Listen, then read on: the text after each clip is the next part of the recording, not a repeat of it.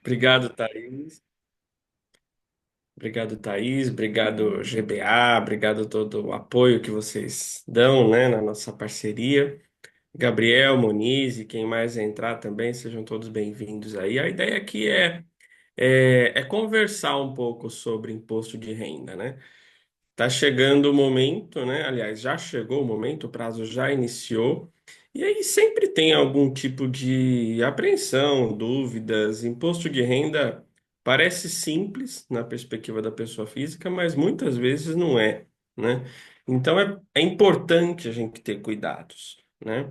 Nós vivemos tempos, né, para introduzir todo mundo nesse assunto que a tecnologia ela avança muito mais do que a gente imagina, né? O cruzamento de dados é cada vez mais automático, né? E o físico não fica atrás disso. Então a gente vem vivendo um avanço, né, tecnológico que nos dá ainda mais informações, né, acerca da apuração do imposto de renda na pessoa física, e isso pode trazer muito mais soluções, mas também muito mais risco, muito mais problema, muito mais questionamento da Receita Federal, né? A intenção da Receita é arrecadar, e a nossa intenção dentro dos limites da lei é pagar o mínimo possível, né? Não é pecado e nem crime querer pagar o menor valor possível de imposto de renda dentro da nossa realidade, dentro do que a lei permite. Então, eu preparei para todos alguns principais pontos e dicas até, pensando no imposto de renda da pessoa física, que obviamente, né, não vai dispensar uma assessoria contábil, uma assessoria jurídica, se for necessário, né, uma análise talvez um pouco mais detalhada caso a caso, mas acho que é um ponto de partida para a gente começar a conversar. Então, vocês fiquem à vontade para mandar perguntas no chat. No final, acho que a gente pode conversar um pouco também, né? Sem prejuízo de, dependendo da sua pergunta, coloca, né? Depois, esse material ele fica gravado, eu vou ter acesso, e a GBA tem o contato de vocês pela inscrição, e eu vou ter acesso também. Então, nada impede que a gente continue essa conversa, sobre algumas dúvidas específicas, pontuais, né? Que surjam. Então, também nós temos essa possibilidade, tá? Vocês fiquem à vontade. Eu vou projetar para todos um- uma apresentação aqui para conduzir, né, a nossa conversa. Vocês estão vendo minha tela aí, né? Sim, Bom, Imposto de Renda Pessoa Física 2025, né? O prazo já foi aberto, já existe a possibilidade, né, da gente fazer a nossa declaração. Chegou o momento, então, do leão, né, que a gente brinca. E é engraçado até essa figura do leão, que a Receita Federal usa há muitos anos, e agora, ultimamente, acho que essa figura ela dá tanto medo, né, no contribuinte, que a Receita Federal agora ela tem até um canal de comunicação e ela resolveu dar um apelido para o leão, é o Léo, né? Fale com o Léo, como se ele fosse bonzinho, amiguinho, né? Ele pode nos orientar, mas é bom ficar esperto quanto a ele, né? Então, por mais que a Receita tenha que minimizar um pouco essa imagem, acho que é bom a gente ter cuidado com o que a gente vai informar para a Receita Federal e com mais do que com o que a gente vai informar, mas o que a gente deve informar e o que eventualmente a gente não deve informar dentro das regras, né? O prazo vai até 30 de maio, né? Quando eu falo, nós estamos em março. E quando eu comento, olha, ainda dá tempo, aí eu recebo bronca dos contadores. Não, doutor, não fala isso, pelo amor de Deus, né? Porque sempre tem um volume de informação e documento que muitas vezes a gente não organiza direito, né? Então, todo dia é válido. Então, em que pese o prazo seja maio, nós não temos tanto tempo assim para trabalhar dentro das declarações, né? Então, é importante uma organização, sem dúvida nenhuma, né? Mas fato é que falta mais de um mês ainda para transmitir isso se a Receita não prorrogar o prazo, mas é bom a gente não pensar em prorrogação, né? As formas de declaração, com o passar do tempo, surgiu a declaração pré-preenchida e eu trabalho com imposto de renda, né? Acho que nas divulgações a GBA falou um pouquinho sobre mim, né? Eu já conheço alguns dos parceiros, clientes da GBA, mas eu sou especialista em direito tributário. há mais de 15 anos e eu trabalho com imposto de renda da pessoa física também há mais de 15 anos. Em várias perspectivas, seja colocar a mão na massa, preencher a declaração, fazer a declaração, como responder a autuações, malhas e também em contexto de planejamento tributário, societário, sucessório. É importante o aspecto do imposto de renda da pessoa física. E por isso eu posso dizer com tranquilidade que eu vejo uma evolução gradativa da Receita Federal em vários aspectos na declaração, e um deles é a forma, né? Sempre existiu a forma simplificada e a forma completa da declaração, né? E o que que isso significa? Simplificada é como se fosse uma declaração presumida do aspecto tributário, ou seja, eu não vou trabalhar, eu não vou pleitear perante a Receita Federal aquelas deduções legais, pensão, educação, despesa médica, né? Eu presumo uma faixa de tributação e aplico ali a minha opção como contribuinte, por isso que ela é simplificada, né? É a maior parte das declarações transmitidas no país. E a forma completa, o modo de se preencher, né, e que se declarar é muito parecido. O que muda é o balanço da tributação na pessoa física, se ele vai olhar as deduções legais ou não, né? Mas uma novidade que já surgiu e vem evoluindo ao longo do tempo é a declaração pré-preenchida, que é fruto justamente desses cruzamentos automáticos. A gente não pode ser inocente, né? Se eu tenho um salário, um prolabore, uma poupança no banco XYZ, essas instituições, os pagadores, eles também têm suas obrigações para com a Receita Federal, e tudo isso é declarado, né? Então, isso possibilita a declaração pré-preenchida ser possível, ou seja, eu entro no sistema da Receita Federal e pelo meu CPF eu já verifico que o banco falou que eu ganhei X mil reais, que eu tive X mil reais de rendimento num determinado investimento de renda fixa e assim por diante. Então, a pré-preenchida, ela vem dessas informações automáticas dos sistemas, dos diversos sistemas que existem na Receita Federal no Brasil, tá? Forma de fazer, nós também temos o bom e velho programa da Receita Federal, né? O programa do Imposto de Renda da Pessoa Física. Eu não me considero muito conservador do ponto de vista jurídico, mas eu gosto de usar o programa. Eu não sei se é mania, né? Eu me sinto às vezes mais seguro usando o programa, mas tanto faz. Dá para se fazer tanto pelo portal ECAC, quem tiver certificado digital, né? Tem o aplicativo da Receita Federal, às vezes dá erro, eu já passei por essa experiência, e tem o programa que também funciona, né? E aí, quem precisa declarar o imposto de renda, né? Existem várias obrigatoriedades, né? É muito comum para quem é assalariado, enfim, já tem essa vivência, né? Ou é sócio de alguma empresa, enfim, já tem essa realidade dentro do seu cotidiano, é muito comum já saber, não, eu tenho que declarar imposto de renda. Mas tem várias outras obrigatoriedades ou fatos da vida que nos obrigam a declarar o imposto de renda, né? A declaração ela é anual e alguns fatos a gente precisa considerar, né? Então, no geral, rendimentos tributáveis acima de 33 mil reais, arredondando, né? E esse material depois, ele pode ser disponibilizado para vocês também com esses detalhes. Então, não se preocupem em ler na vírgula, nem tomar nota, enfim, aqui eu preciso que vocês entendam e a gente converse sobre o assunto. Mas rendimentos tributáveis. O que que é rendimento tributável, né? Genuinamente falando. Salário, aposentadoria a partir de um determinado valor, porque tem uma faixa de isenção para aposentadoria pela idade, né? Prolabore é um rendimento tributável. Todos esses tipos de rendimento acima de 33 mil reais realizados, né, recebidos no ano de 2024, são itens que obrigam o contribuinte a fazer a sua declaração de imposto de renda.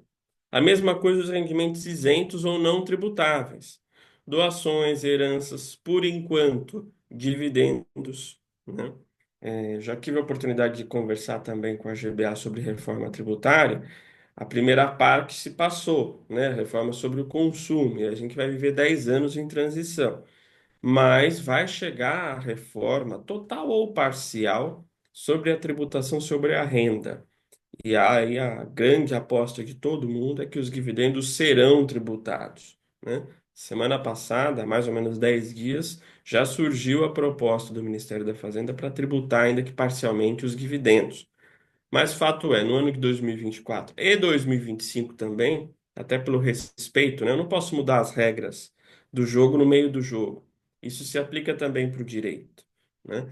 No aspecto tributário no geral. Então, 2024 e 2025, dividendos continuam isentos. Recebidos, né, acima desse valor mencionado, eles se comportam, né, se configuram como mais um item de obrigatoriedade da declaração. Atividade rural na pessoa física, isso é muito utilizado porque do ponto de vista tributário, muitas vezes é mais barato, né, mais econômico eu produzir e tributar na pessoa física do que constituir uma pessoa jurídica no ambiente rural. Claro que tem uma série de variáveis sobre isso, tá, gente? Mas, a rigor, pessoa física que tem atividade rural cujos rendimentos sejam superiores a R$ 169.000, precisa declarar imposto de renda. Bens e direitos, né? Eu já vi várias circunstâncias de pessoas que eventualmente não têm rendimento tributável, têm um rendimento isento abaixo da faixa, mas tem lá uma casa que ele recebeu de herança da mãe no ano de 1997, do valor de R$ 1 milhão, né? Se a somatória dos seus bens e direitos supera R$ 800.000, valor de custo, né? E aí eu dei o exemplo do imóvel, mas pode ser qualquer tipo de ativo, inclusive ações, inclusive criptomoedas, tudo isso é ativo. Acima de R$ 800.000, precisa declarar para o imposto de renda. Por mais que não tenha imposto a pagar sobre isso, né? Operações financeiras, a gente vai falar um pouquinho aqui de investimentos, né? Ações negociadas em bolsa de valores, mercados, enfim, cujo rendimento, se gerou lucro, precisa declarar. E se o valor for superior a R$ 40.000, também preciso declarar, né? Vendas sujeitas a ganho de capital, né? A situação também de residentes no Brasil, né? Ou pessoas que passaram a morar aqui no Brasil, né? E se declara como residente fiscal no Brasil e permaneceu aqui no país até 31 de 12 de 2024, é obrigado a declarar o imposto de renda. Assim como quem tem investimentos no exterior, sejam em ações, sejam em participações, como offshore, né? Nós também falaremos um pouquinho sobre isso, porque a regra mudou e isso é muito importante a nossa atenção sobre offshore, tá? Então, todos esses eventos são os principais causadores da obrigatoriedade de se declarar, né, anualmente. A declaração do imposto de renda se chama declaração de ajuste anual, né? É o momento da gente prestar contas para a Receita Federal e, se o caso, apurando-se imposto a pagar, recolher, né? Ou à vista, ou em até 8 cotas, tem essa possibilidade aí de parcelamento também que creio que todo mundo já conhece minimamente, né? Não é desejado, mas se tiver imposto a pagar, tem essas possibilidades. Do outro lado, a declaração também pode ensejar restituições, né? Quando se tem a tributação antecipadamente num valor acima daquilo que você deveria ter pago, por exemplo, né? Então, isso também seja restituição do imposto de renda, que é geralmente, pela minha experiência, sempre o grande motivo da ansiedade das pessoas, né? Doutor, preciso da minha declaração logo. Ah, por quê? Porque eu quero a minha restituição, né? E é legítimo ter esse desejo. Afinal, se a gente pagou eventualmente mais do que deveria, né, antecipadamente, o inverso é verdadeiro. Se eu tenho que prestar contas para a Receita, é o momento dela me devolver uma fatia também desse bolo, tá? Esse é o panorama geral. E aí, pensando em algumas circunstâncias que são mais delicadas, eu preparei aqui uns 4 pontos para a gente conversar e ter também a oportunidade de esclarecimento para vocês. O primeiro, doações e deduções, tá?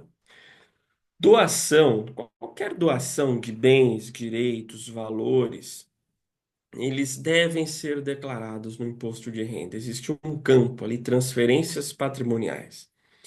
E por experiência própria, isso continua nesse ano. E para nós, profissionais do direito, contadores, é claro que é bom porque é um momento de aquecimento de trabalhos nesse sentido. Mas eu continuo vendo uma onda de planejamentos, né? Muitas famílias, muitas empresas estão se reorganizando, se reestruturando por vários motivos.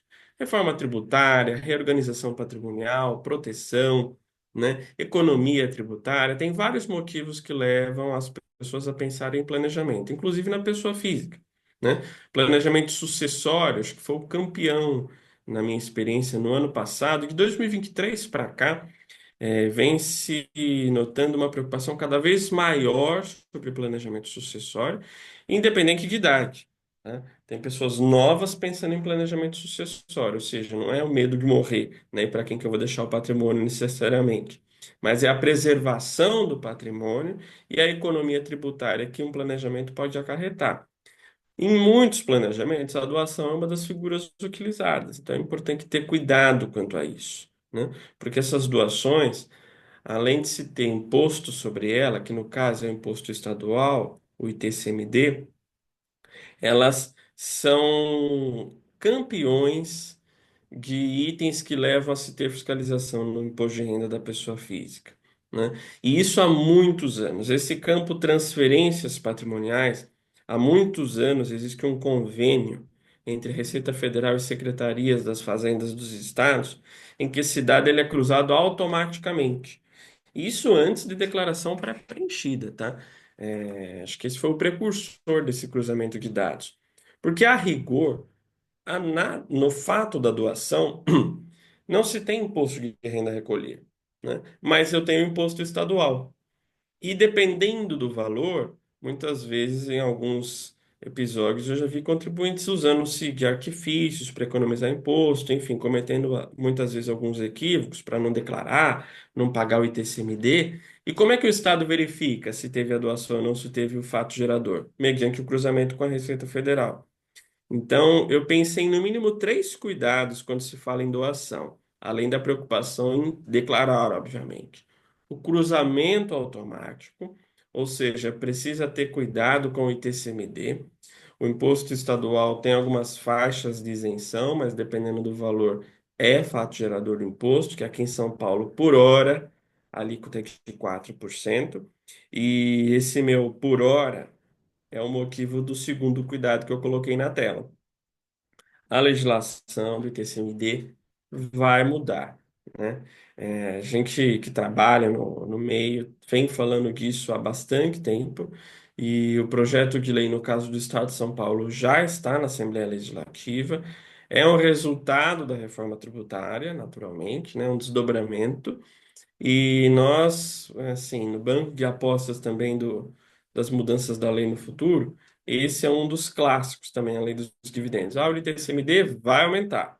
No projeto de lei, ele vai subir de 4 para 8%, a alíquota máxima, né?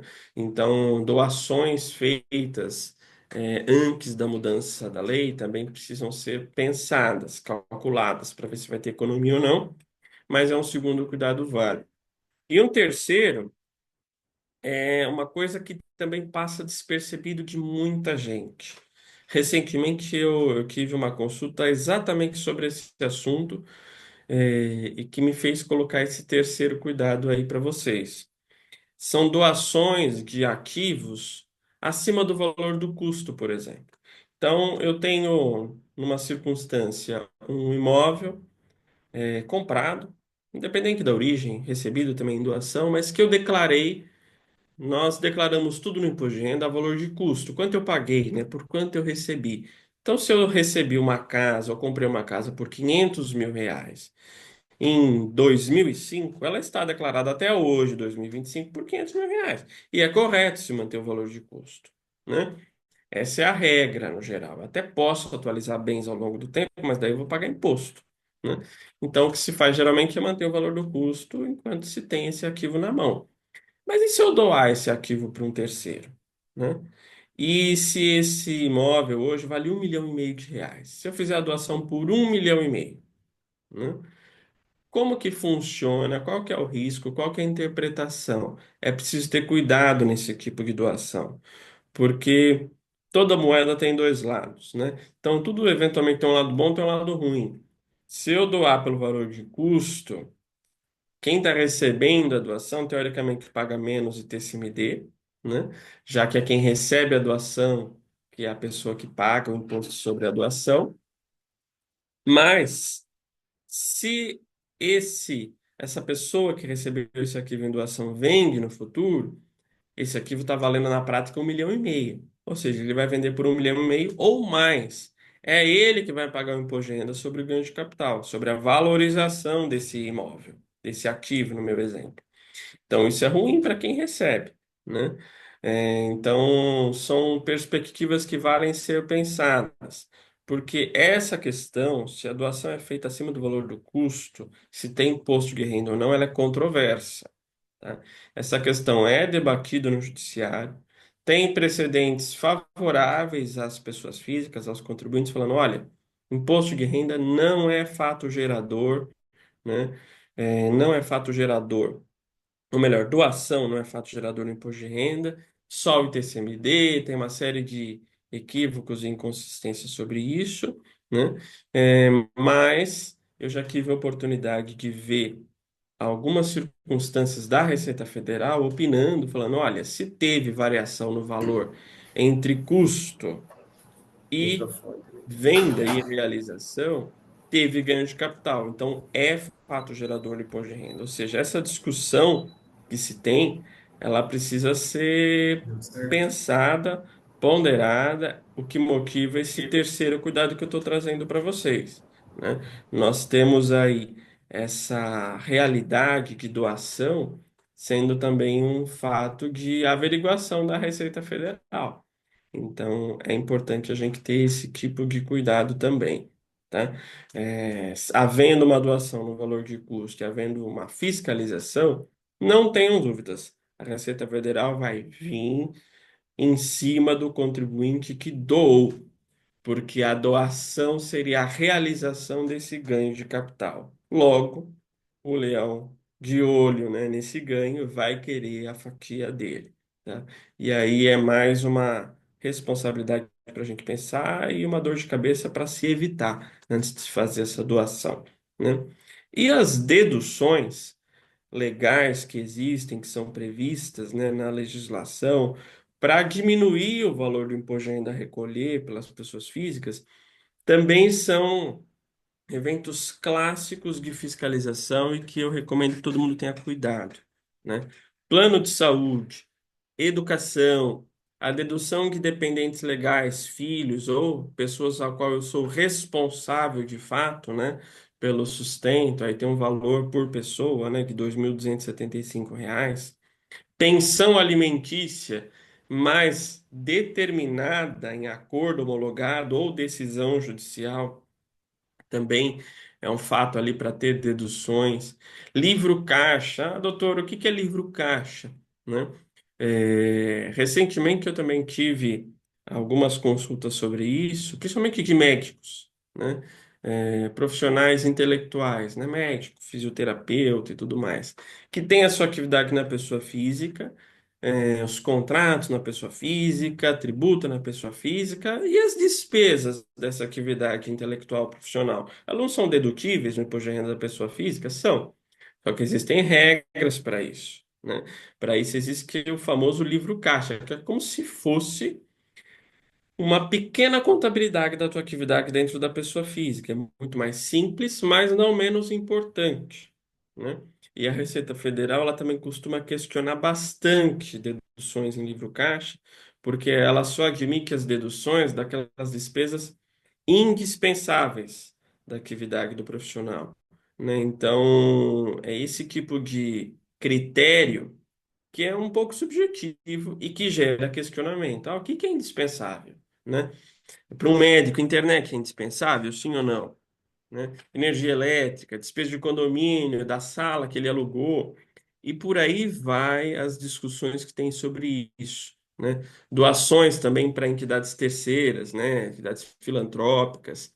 existe aí alguns incentivos federais, né, para motivar que as pessoas doem recursos para instituições filantrópicas e isso tendo um benefício ali na pessoa física, né? Em pessoa jurídica também tem isso. Então, é um ponto que, atenção, deduções, ele é sempre um dos primeiros pontos no qual a malha fina olha e costuma represar contribuintes para averiguação dessa documentação, né? No final, eu vou dar algumas dicas também sobre isso, ok? Uma segunda situação que também gera sempre muita dúvida, e esse acho que é o ponto, tirando as offshores, que é uma grande novidade. Acho que é sempre um ponto de muito cuidado na declaração do imposto de renda da pessoa física, né? A gente fala que às vezes ela é fácil de fazer, mas é justamente esse item, investimentos, que geralmente me faz recomendar. Não faça sozinho a sua declaração do imposto de renda, né? Vale a pena ter um contador de confiança, um advogado se precisar, né? Porque tem algumas regras que são difíceis até da gente entender ou captar, enfim, ou melhor, falando de outro modo, são fáceis da gente descumprir por desconhecimento, né? Mas seja como for, o panorama geral dos investimentos renda fixa e renda variável é o seguinte, né? Investimentos de renda fixa são feitos em taxas pré-fixadas, né? Os tributáveis são os clássicos, né? CDB, debêntures, títulos do Tesouro Direto, né? Nós estamos vivendo aí uma alta da Selic novamente. Não sabemos até que ponto vai, mas isso de novo volta, né, aos olhares do investidor, do contribuinte, independente de alcance e poder monetário, tá, gente? Todo mundo pode ter um CDB, né? Todo mundo pode ter, eventualmente, algum investimento, ainda que o valor seja não tão significativo. A renda fixa, o tesouro direto, taxas pré-fixadas pela Selic ou com referência na Selic voltam a ser atrativas, porque a taxa está alta, né? Então, as alíquotas de imposto de renda são rendimentos tributáveis, varia de acordo com a tabela do imposto de renda, né? E são mais simples, teoricamente, porque são muito mais familiarizadas com bancos, com instituições, com retenções na fonte, no qual a responsabilidade, eventualmente, pelo recolhimento tributário já foi da instituição financeira no qual o investimento está feito, sob sua responsabilidade. Então, isso, entre aspas, desonera um pouco o risco do contribuinte, porque você recebe ali, né, anualmente o seu informe de rendimento e já vem lá o quanto você foi retido, né, o quanto houve de retenção de imposto de renda naquele momento, né? E, consequentemente, o quanto você pagou via retenção, no qual o banco repassou para a Receita Federal, por exemplo, né? Tem também os investimentos de renda fixa que são isentos, né? Como os conhecidos CRA, CRI, né? Certificados de recebíveis, algumas letras de crédito, a poupança também, né? Até um determinado valor tem essa realidade. Então, são alguns investimentos que todos tributáveis ou não, têm que ser declarados de acordo com as regras que eu falei na introdução, né? E para se declarar, não é copia e cola, mas é quase isso. O informe de rendimento da instituição financeira, ele já foi padronizado há anos, inclusive com os mesmos números dos campos da declaração, né? Isso não quer dizer que seja simples, mas é um espelho, né? Lá ele tem o valor do ativo, o valor do rendimento, se é tributável, se é isento, se é tributação exclusiva na fonte, né? Sujeitos à tributação exclusiva, tem nomenclaturas que muitas vezes a gente não sabe qual que é a diferença, eu sei que eu vou ter que pagar o imposto no final do dia, né? Então, qual campo se declara, né? Esse é o documento fidedigno para a gente seguir, né? Além disso, muitas pessoas já me perguntaram também, doutor, criptomoeda tem que declarar? Tem que declarar. É um ativo declarável, né? Tem ali algum valor, né? A legislação, a bem da verdade, ela não é tão clara em alguns pontos sobre isso, mas a rigor, criptos acima de R$ 5.000 têm que ser declaradas, né?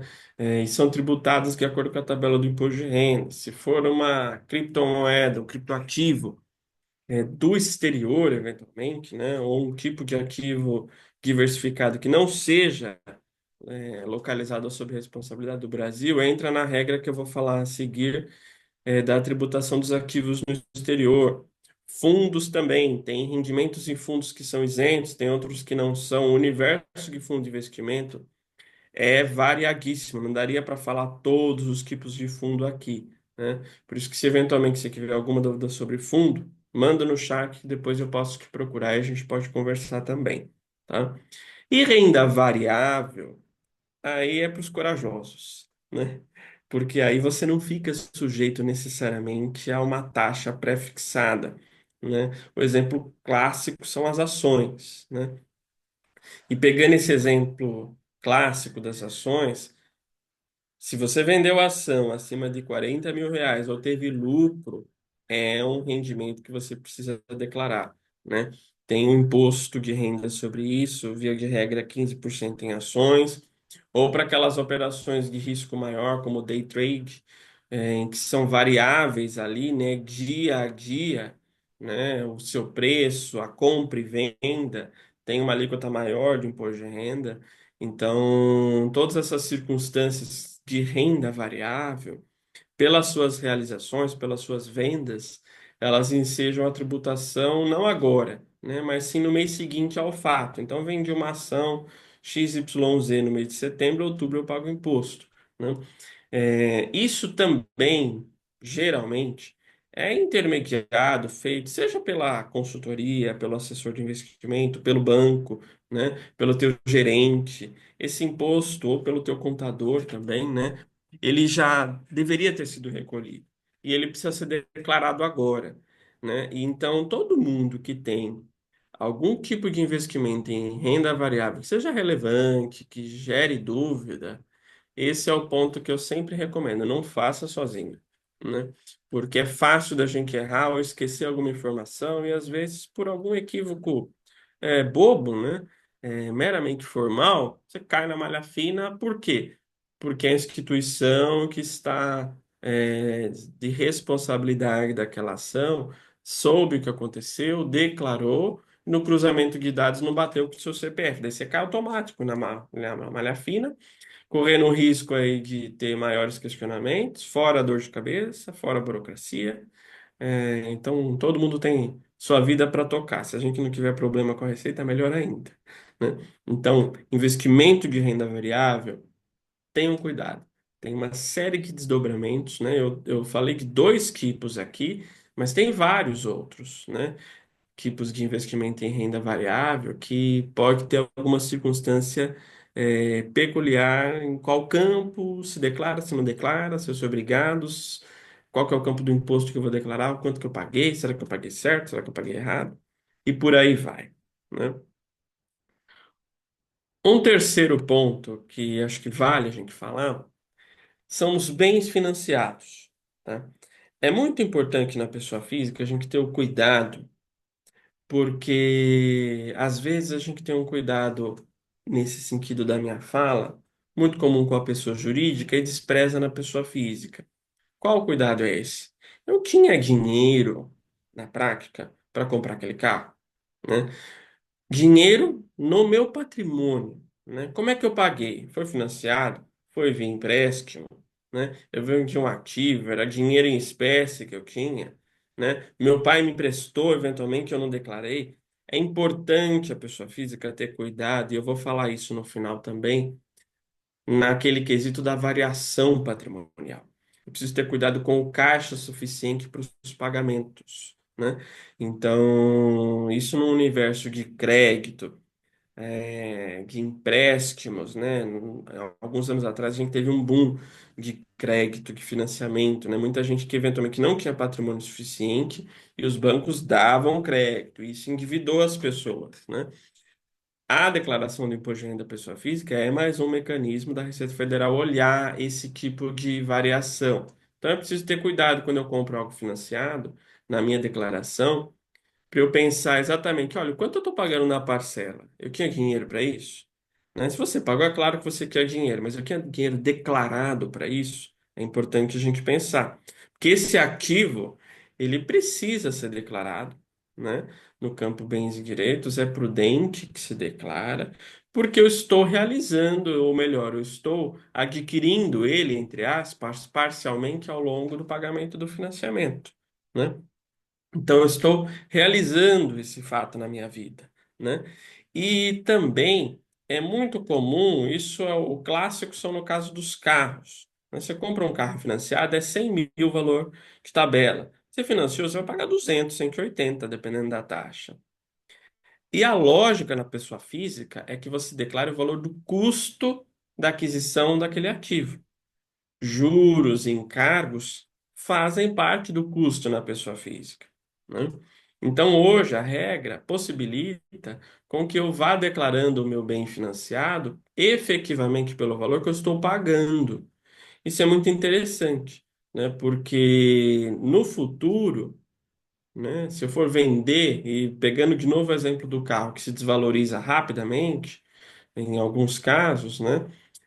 Eu minimizo ou eu zero o imposto de renda, porque eu não vou ter variação patrimonial, né? Daquele ativo. Ou seja, eu comprei financiado, valia 100 a mercado, eu paguei 150. No final do financiamento, o quanto foi declarado? Qual que é o custo daquele ativo no meu imposto de renda? 150, né? E se eu vender por 110, eu não tive ganho de capital, né? É diferente da circunstância de eu colocar no imposto de renda o valor ordinário do custo sem os juros do financiamento, então, nesse meu exemplo, 100 mil reais, e depois eu vendo por 110, ou enfim, eu vendo por uma diferença não muito grande, e aí eu teria esse inconveniente da tributação, né? Então, no caso dos veículos, isso é muito comum, mas o ganho mesmo, do ganho, né? Enfim, essa economia tributária também é muito comum, eu não poderia deixar de mencionar no caso de imóveis. Porque diferente do caso do veículo, que geralmente ele se desvaloriza, né? Inevitavelmente ao longo do tempo, até pela sua depreciação, enfim, toda a realidade que nós vivemos, os imóveis não, né?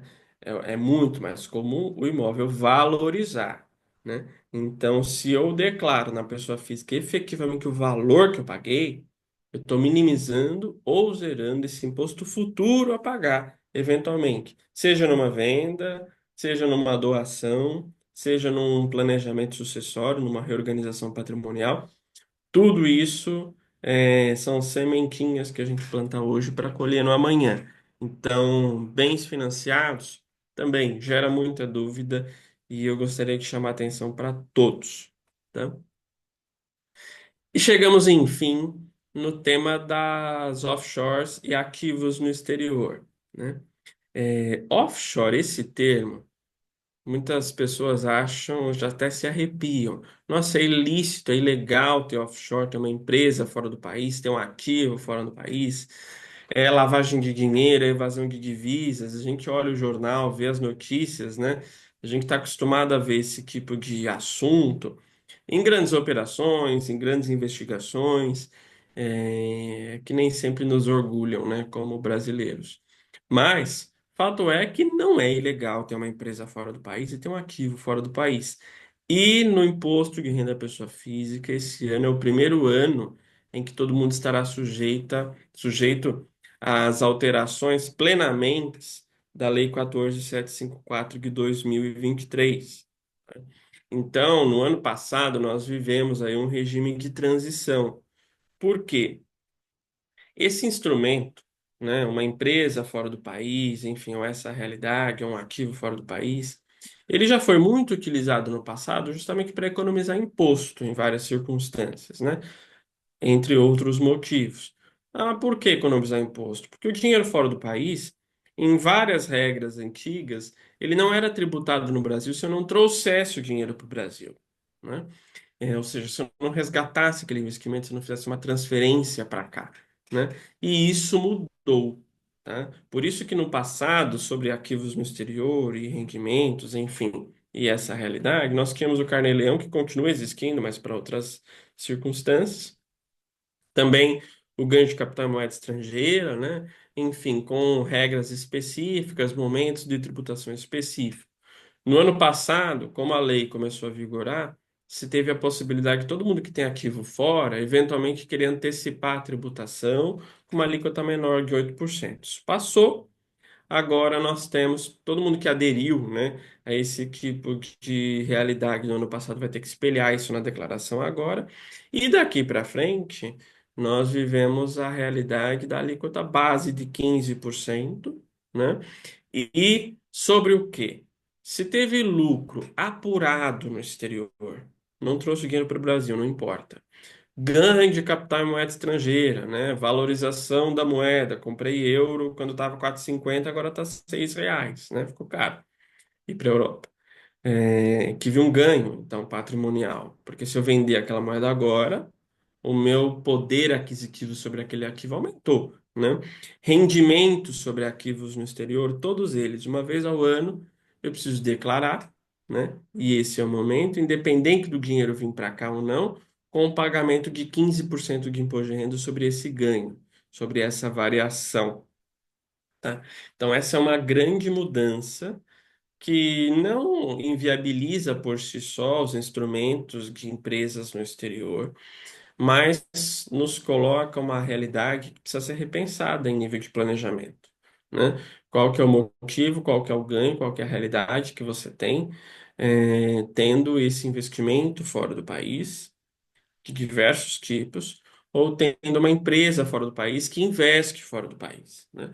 Alguns ganhos financeiros podem fazer sentido, mas o aspecto tributário agora alterado, ele entra na conta, a gente não pode desconsiderar, né? Além disso, o aspecto da tributação internacional também é importante. Nós temos vários países conhecidos como paraísos fiscais, ou seja, né, não necessariamente é um paraíso, porque pode ter algum imposto a ser recolhido, mas um imposto menor do que no Brasil, eventualmente. Tudo isso precisa ser repensado em alguns planejamentos, né? E independente de paraíso fiscal ou não, um ponto de atenção também é onde você tem offshore, onde você tem um ativo no exterior, aquele país tem algum aspecto tributário no qual já teve alguma incidência sobre aquele rendimento, sobre aquele ativo fora do país? Se sim, esse país tem tratado, né, internacional com o Brasil para se evitar a bitributação ou a dupla tributação? Isso também é um ponto muito importante para a gente olhar sempre, porque em algumas circunstâncias, havendo tratado, é possível que eu deduza, né, no Brasil o imposto que eu já paguei fora do país. Então, isso é um ponto também para a gente sempre olhar, né? O Brasil tem tratados internacionais com muitos países no mundo todo, né? E dependendo do local onde esse ativo está, né? Sob a responsabilidade daquele estado, do país, de onde ele estiver, pode ser que lá já teve alguma tributação, algum imposto de renda, né? Algum tax fora do país. E aí, vou pagar duas vezes, né? Havendo essa relação internacional entre o Brasil e esse país, você pode abater. E isso também pode motivar movimentações. Olha, como eu tinha antes o meu ativo no exterior, eu não tinha bitributação. Agora eu vou ter que pagar aqui no Brasil, independente de trazer o dinheiro para cá, a conta não fecha mais. Então você pode mudar a sua carteira de investimentos, né? Então isso também é um ponto para se pensar. E isso olhando, obviamente, os recolhimentos aqui no Brasil. Mas seja quais forem, a existência de um ativo fora do país, né, enseja a obrigatoriedade da declaração do imposto de renda à pessoa física. E o valor, quando eu declaro aqui, é óbvio, né? Eu declaro sempre na nossa moeda corrente nacional, mas existe uma regra para isso, né? De conversão. Eu até acho que, eventualmente, isso pode ser fruto de novas interpretações da Receita Federal ou alguns ajustes. Mas, a rigor, abstraindo do rendimento, né? Qual que é o valor do custo daquele ativo, né? Eu converto em dólar, que é a moeda internacionalmente aceita, na data da aquisição, para converter em real na data da aquisição, e aí eu saber o valor que eu vou colocar lá no meu campo, no campo, né? Bens e direitos, valor, aquele valor em real. Eu preciso ter uma regra para converter aquele tipo de valor, né?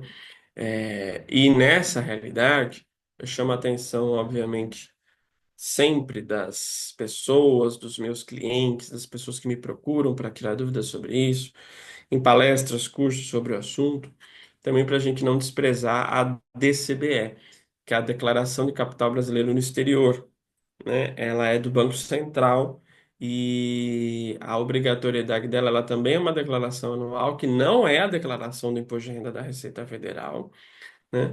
Para quem tem ativos, bens acima de US$ 1 milhão no ano, né? Então, também é um fruto de cruzamento desses dados e de possíveis inconsistências. Eu declaro um valor na DCBE, mas o custo no meu imposto de renda está outro, aí no informe, né? Enfim, no documento de rendimento ao qual eu tenho esse arquivo no exterior está outro. A certeza que se tem é você está correndo risco de ser questionado pela Receita Federal, né? E aí isso pode virar também um inconveniente na vida do contribuinte, que o nosso papel como advogado, como especialista no assunto, como contador, como equipe da GBA, é orientar para evitar, né? E acontecendo, esclarecer e conseguir resolver a situação do melhor ponto de vista, né? Então, é muito importante esse assunto agora, porque eu acredito também que, como a lei é nova, vai ser o primeiro ano, 2025 é o primeiro ano pleno, né, da lei em vigência, sem regime de transição. Acredito que ainda vai surgir dúvidas, ainda vai surgir consultas na Receita Federal sobre o assunto. Frutos de malha sobre esse tipo de tema devem ser relevantes nos próximos meses, no decorrer desse ano, que vale a nossa atenção, né? Seja para se precaver ou até para replanejar a sua realidade de investimento, ok? E eu falei muito de malha fina, né? Porque esses pontos que eu mencionei para vocês, eles são pontos de atenção que a malha fina, que a Receita Federal está de olho, né? Como dito lá no começo, hoje em dia, é claro que existem os auditores da Receita Federal, mas aquela figura do auditor vir bater na tua porta e questionar o teu imposto de renda, isso diminuiu bastante.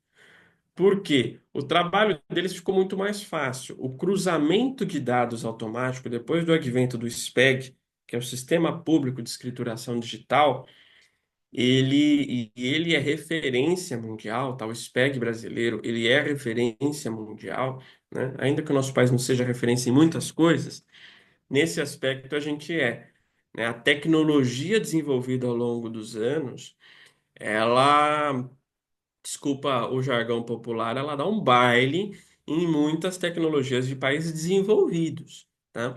Porque aqui a gente tem uma unidade federal que consegue centralizar tudo isso. Ou seja, o cruzamento de dados das instituições financeiras, das empresas pelas quais vocês trabalham, as instituições pelas quais foram feitas doações, o custodiante, quem recebeu a pensão, o plano de saúde, quem que contratou, no nome de quem está no CNPJ, está no CPF. Tudo isso é declarado no geral à Receita Federal e muitas vezes não por nós, contribuintes pessoa física. Então, por meio desse grande cruzamento de dados, eu penso sempre em quatro pontos que levam as pessoas com muito mais frequência e que eu já vi muito a caírem na malha fina. Retenções, né? Retenções feitas de imposto de renda em alguns investimentos, em rendimentos, inconsistências nas retenções. Eu nunca me esqueço de um caso que um cliente meu caiu na malha fina por centavos, né? E aí, diante desse problema, chegou um auditor da Receita Federal para olhar a situação patrimonial dele. E aí se identificou um outro problema.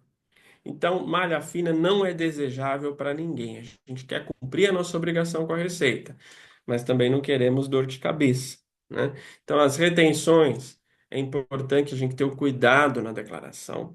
Despesas médicas, isso também para quem tem CNPJ, com o tempo, né, os planos de saúde, as operadoras de saúde, quase nenhuma hoje em dia das grandes, faz plano na pessoa física. No geral, ou se faz, sai muito mais caro.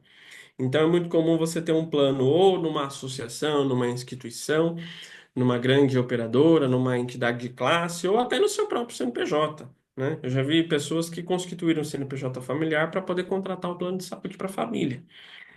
E aí, se eu faço isso, não é irregular, mas é um problema se eu declaro na pessoa física para tentar deduzir essa despesa médica no meu CPF, sendo que o contratante é o CNPJ. Isso também é um clássico caso de cair na malha fina que dá para se evitar, né? Rendimentos e investimentos com inconsistência, a mesma lógica das retenções, né? E por isso que os investimentos de renda variável são, nós precisamos pensar com carinho e com cuidado sobre eles, para evitar as inconsistências, nos seus rendimentos, ou melhor, nas declarações dos seus rendimentos e do imposto eventualmente recolhido ou a recolher, né? Então, isso também é uma dica preventiva para evitar a malha fina. E, por fim, a variação patrimonial. A declaração do imposto de renda na pessoa física, ainda que seja pessoa física, é importante a gente tentar pensar como a Receita Federal pensa. É como se fosse um grande balanço, né? Existe ali, entre aspas, né, nos sistemas da Receita Federal, um sinal, né? Tudo que você tem, tudo que você deve, tudo que você ganhou, né, tudo que você vendeu, essa balança, ela precisa estar equilibrada. Então, também, muitas vezes, a gente se preocupa só com a formalidade. Ah, não, doutor, tá tudo declaradinho aqui. Os meus bens, o valor, os rendimentos, mas, eventualmente, você não tinha caixa para ter todo aquele patrimônio naquele ano. Por N razões, né? A gente ainda vive, em algumas circunstâncias, situações não declaradas, pagamentos em dinheiro que eventualmente não foram declarados, né? Ou endividamentos entre famílias que não são declarados, né? Por exemplo, a Receita Federal ela olha se tudo que você comprou no ano você tinha rendimento ou patrimônio suficiente para fazer frente, ou endividamento suficiente para fazer frente. Essa é a chamada variação patrimonial. Então, a Receita Federal, ela olha, a inteligência da Receita Federal olha isso. É nesse quesito, inclusive, que eu já trabalhei muito.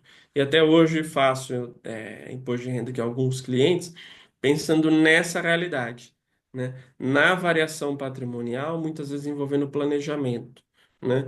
Se o que você tinha era suficiente para fazer frente ao que você conquistou ao longo do ano.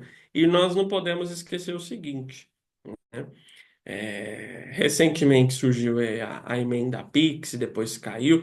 Teve muita fake news sobre isso, mas fato é que é um ponto de atenção para a gente, contribuintes.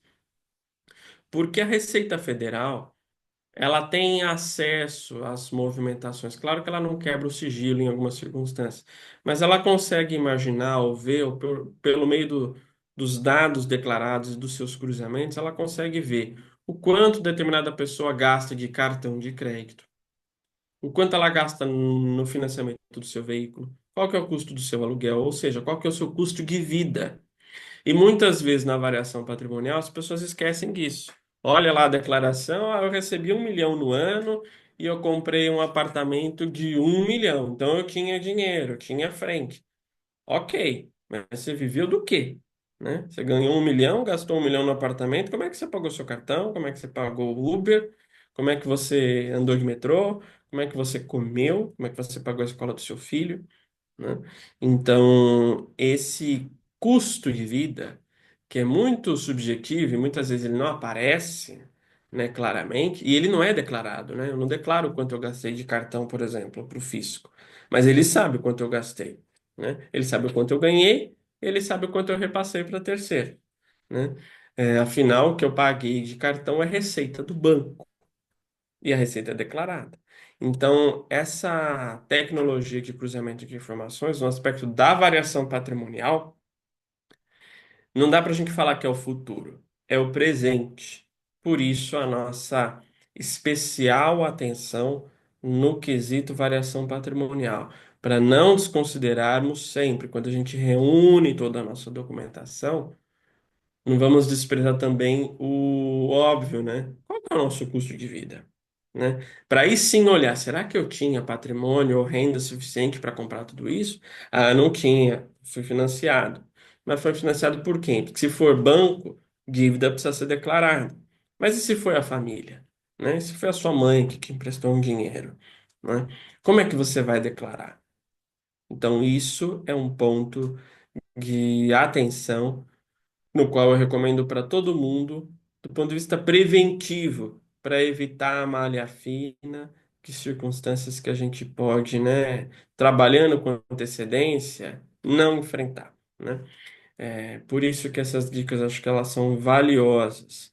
E, obviamente, né, pensando em recomendações, toda a documentação ela é fundamental. Extratos, declarações, comprovantes, informes de rendimento e essas circunstâncias que muitas vezes não tem documento, né? Empréstimos entre familiares e etc., né? São fundamentais para darem um suporte para você, se fizer, né, a sua declaração individualmente, ou para o seu contador, para o seu advogado, a gente precisa dessas informações, né? A declaração pré-preenchida, ela pode parecer maravilhosa, mas eu recomendo cuidado sempre, porque não é porque ela é pré-preenchida, que ela já veio de dados cruzados, que ela está certa. Então é importante a gente ter cuidado com a declaração pré-preenchida, porque às vezes não sei se facilitar ganhar tempo, a gente pode não averiguar inconsistências, né? As restituições, elas acontecem programadas ao longo do ano, né? Maio, junho, julho, agosto, setembro.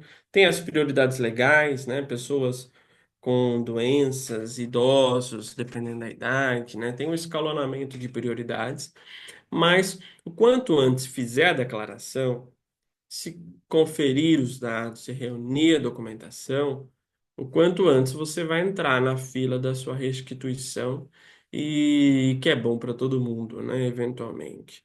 E a não ser que você tenha uma realidade muito simples, né, do ponto de vista patrimonial, ou seja, não, eu tenho aqui salário, eu tenho uma casa, um carro, acabou, não tem mais nada, né? Tudo isso pode ser eventualmente declarado por você, né, a Receita Federal. Mas não dispensa, vale a pena, né, ter assessoria, né, assessoria contábil, jurídica em várias realidades, elas podem te ajudar em todos esses principais pontos que não fazem parte do nosso cotidiano e muitas vezes nem devem fazer, né? A responsabilidade do médico é meio que cai, ele não tem que dominar a legislação do imposto de renda, né? E assim por diante, né? Nas diversas atividades que a gente tem ou desenvolve.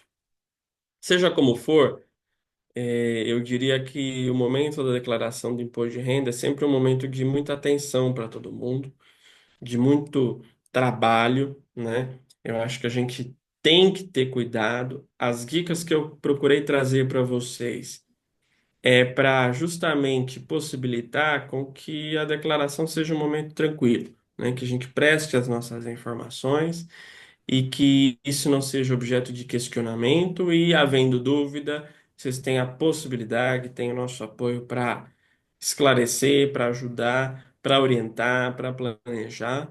E sendo esse o primeiro ano, né, de imposto de renda com essas grandes alterações, principalmente nos investimentos e nos ativos no exterior, eu acho que é um ano oportuno para todo mundo que tem algum patrimônio, que tenha uma realidade, ou que trabalha com quem tenha uma realidade patrimonial, pense um pouco sobre o seu patrimônio, né? O imposto de renda está mudando e ainda não mudou, mas está mudando. O ano que vem é um ano eleitoral, no qual corriqueiramente não se tem grandes mudanças tributárias, então é um ano oportuno para se pensar no próprio patrimônio, ou da empresa, ou da família, e procurar com isso talvez uma reorganização, um planejamento e também uma adequação às novas e futuras regras, tá? São esses os pontos que eu queria trazer para vocês. Thaís, eu te devolvo a palavra até para a gente, se o pessoal quiser falar, tirar dúvida. Eu não acompanhei o chat ao vivo aqui, mas todo mundo fica aí tendo um momento também para a gente abrir a palavra, se o caso. Sem prejuízo da gente continuar a nossa conversa, eu fico à disposição e em outros momentos a gente pode falar caso a caso com cada um de vocês. Tá bom? Obrigado. Perfeito, muito bom, muito esclarecedor. Muito obrigada, doutor Felipe. E tem uma pergunta aqui no chat, é, sobre fundos imobiliários. Eu não sei se já foi respondida e de repente até a pessoa já teve a resposta, mas ela perguntou como que funciona sobre os fundos imobiliários de dividendos a partir de 2026. Será cobrado? Essa é uma das perguntas do milhão, viu, Pedro? Porque a regra dos fundos está mudando, né? O FI, né, o Fundo de Investimento Imobiliário, ele tem algumas isenções, mas eu arrisco dizer que sim, ele vai ser tributado, tá? Como recentemente teve essa primeira iniciativa, né, do Ministério da Fazenda tocando no assunto dos dividendos, eu acho que esse assunto ainda pode voltar à tona, porque querendo ou não, ali ele olhou um panorama geral, né? Por quê? Para fazer frente à desoneração dos rendimentos tributáveis tradicionais das pessoas, para aumentar aquele limite, né, de 2.500 para 5.000, vou ter que tributar supostamente a alta renda.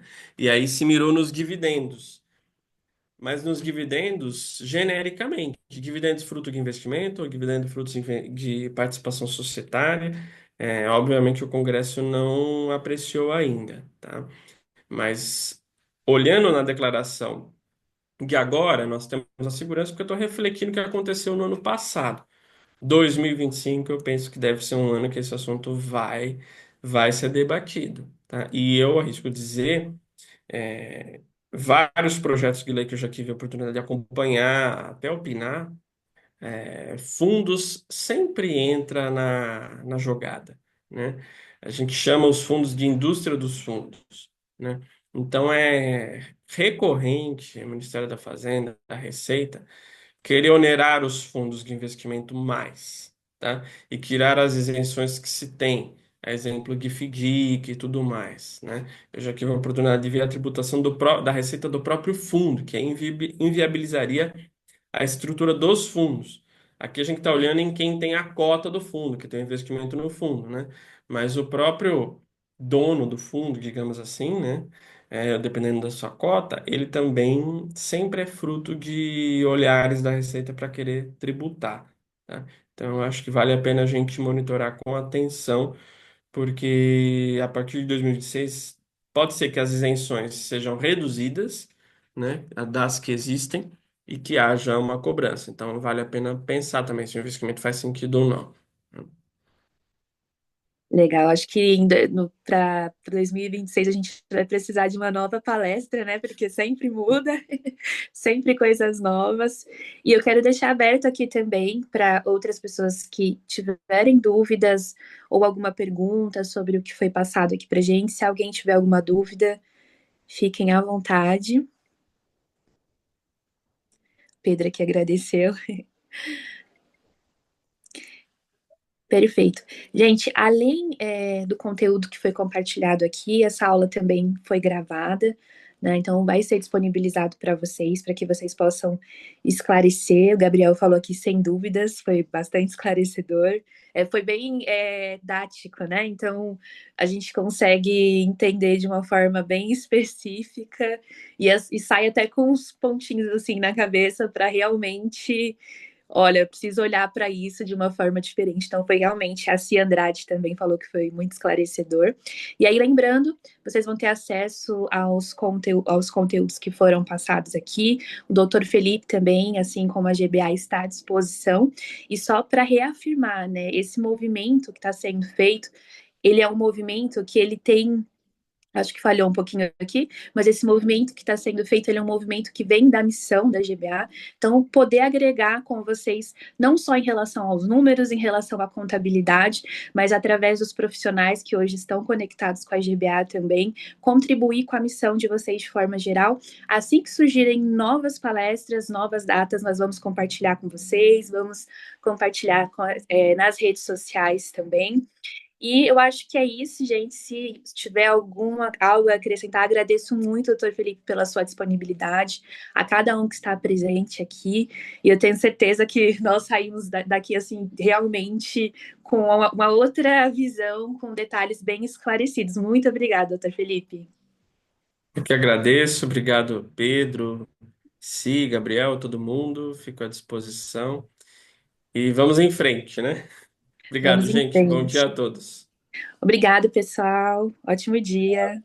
Finalizando Tchau. Bom dia.